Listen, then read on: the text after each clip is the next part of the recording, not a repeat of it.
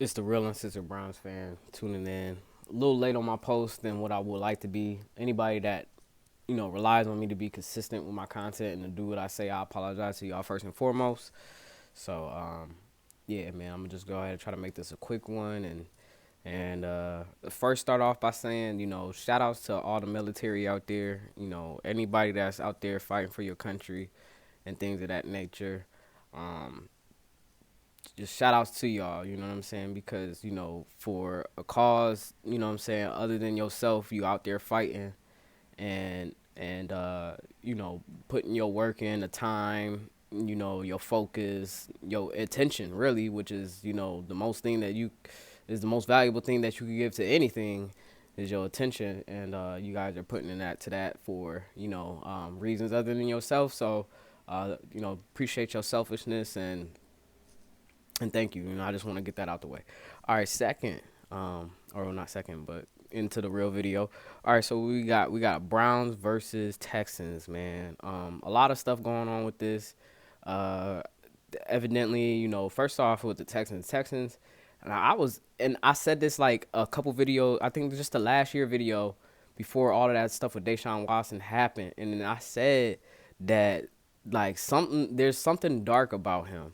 Now, do I think it was this dark where he needed to be getting this really, stuff like what it is no, but I know why because of just the paint the picture that was painted on him where he was just like such a golden child and that um like he was just like I said, a golden child, like the guy that doesn't do anything wrong, like almost perfect in a sense. And then I know like so many people were upset that the Browns never selected him. So like now, I mean, if you seeing how things just pan out, everything happened for a reason. And I mean, thank goodness that we had John Dorsey, because if John Dorsey wasn't the GM at the time, I don't think we would have a Baker Mayfield. I don't think we would have a playoff team at this point. You know what I'm saying? Because like at the end of the day, it do come with the quarterback position, and the quarterback has to be headstrong. He has to be able to, despite all the scrutiny, the criticism, go out there and deliver and play ball at the end of the day. And I think that's the thing that I love about Baker the most, is that he wants to play ball. Like, I mean, even people talking about the blocks and stuff like that, like, it looks ridiculous. You don't want to have your quarterback doing that, obviously, but at the end of the day, like, he's more than just a quarterback. You know what I'm saying? He's a football player. You know what I'm saying? So he's going to go out there and do the football things. And that sometimes when you play football, you have to block. And he don't care about him being a quarterback or anything. He cares about winning the game, and that's what I appreciate the most about him. But I left gushing over Baker while I'm rocking the Baker Mayfield jersey. Um, but no, like with Deshaun, it's so crazy. Like I really do feel like it was a setup, to be honest. I mean, no, we're not supposed to get in here with conspiracy theories or whatever they call that shit.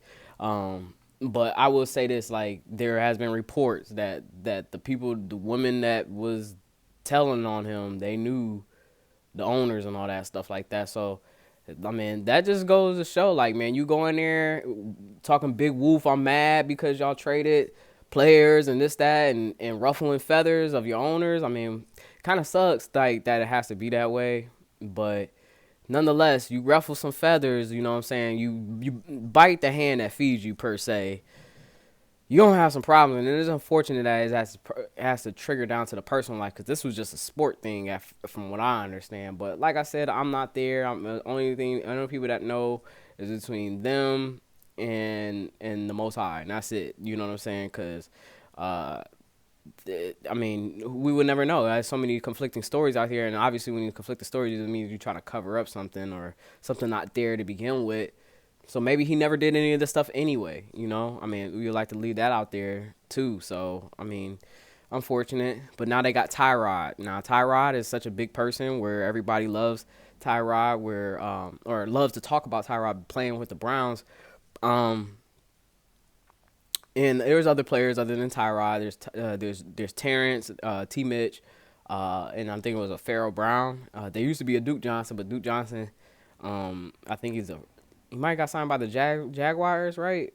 So yeah, so a lot of familiar faces. The thing is with the familiar faces is that I don't think any of them were homegrown familiar faces.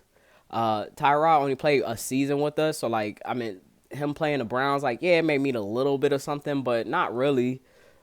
Just because, like, now Tyrod Taylor versus the Bills, now that would have some significance. Tyrod Taylor versus the Browns is just not gonna have the same. I know if I was a player, if I was is it Tyrod? If I was Tyrod, um, I would say I would be like, I mean, the Browns, it was just a pit stop at the time. You know what I'm saying?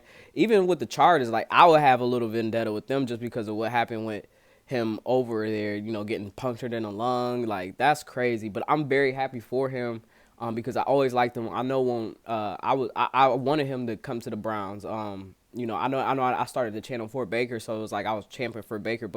But when I knew that Tyrod was a free agent, I definitely wanted him on the team. So I was glad that we got him, and I mean, he got out there, he played well for us. Had a tie, and then ended up losing a few of them, and then got hurt, and Baker goes out there and pops the coolers, and then the coolers was open, and it was history after that. It was like we never looked back.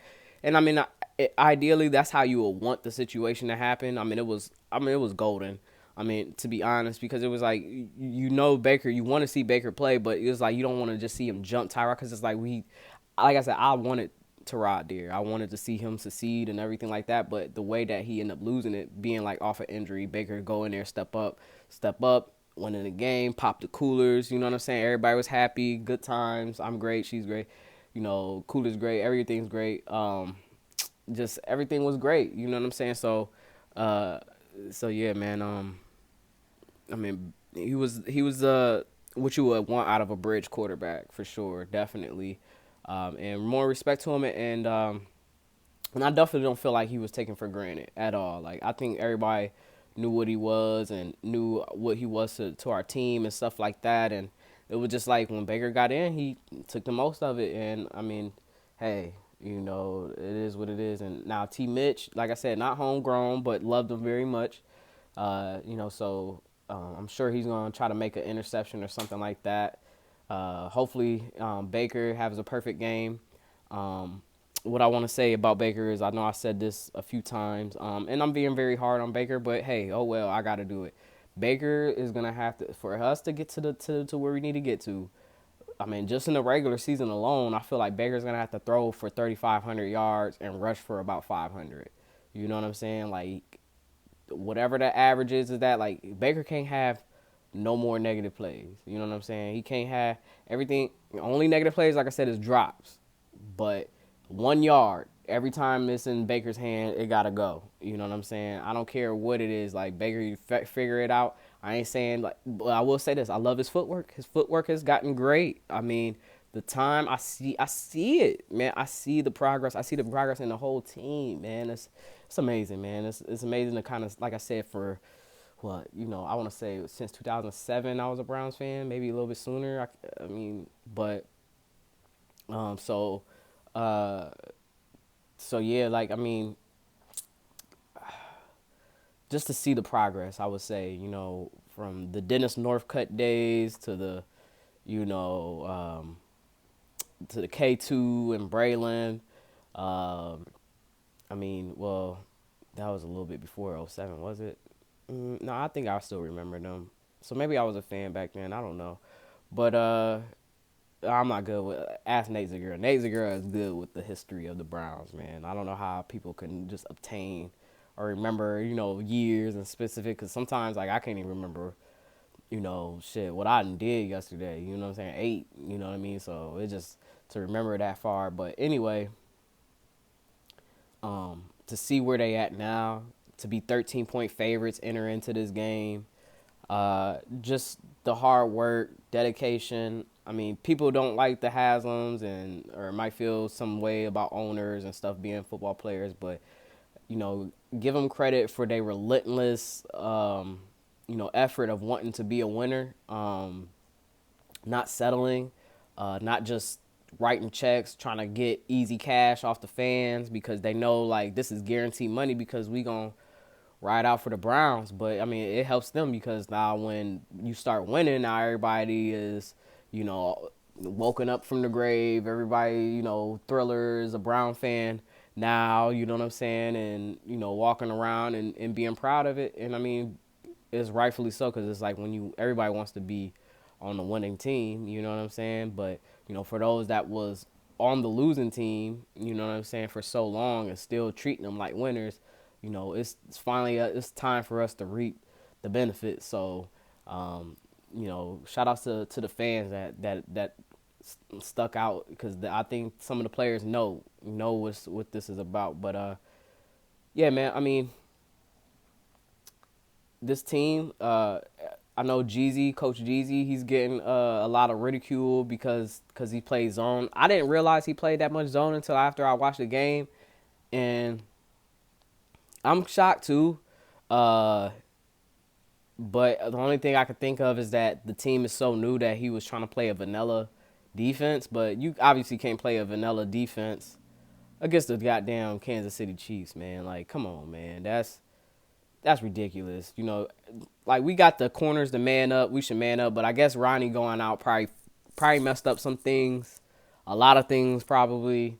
So who knows what's all in there? All we could tell is like what we seen on the field. And yeah, we seen that there was a lot of zone, and I'm sure they seen it too. But obviously they trust their team. The defense didn't play terrible, but they didn't play great either. And it was a Kansas City Chiefs, so it was like, I mean, what you gotta be on? Like I said, your game gotta be tight. You can't have these um, mental errors, mistakes, and just random shit that just fucks up your whole everything. You know what I'm saying? So, uh, yeah, I mean, we about to get in this thing, and like obviously I expect to win. I definitely want to see them bounce back. I don't want to see them win two in a row. I know like the media been making a thing about that, but that's actually a thing though. Like that's what they were able to do so well last year, is not lose two in a row, and that's how I try to live my life too. You know what I'm saying? Like that's kind of inspiring. It's like don't have two bad days in a row. You know what I'm saying? It's like you can have one bad day. If you having a real bad, like feel it, heal it, whatever. You know what I'm saying? Go through it, but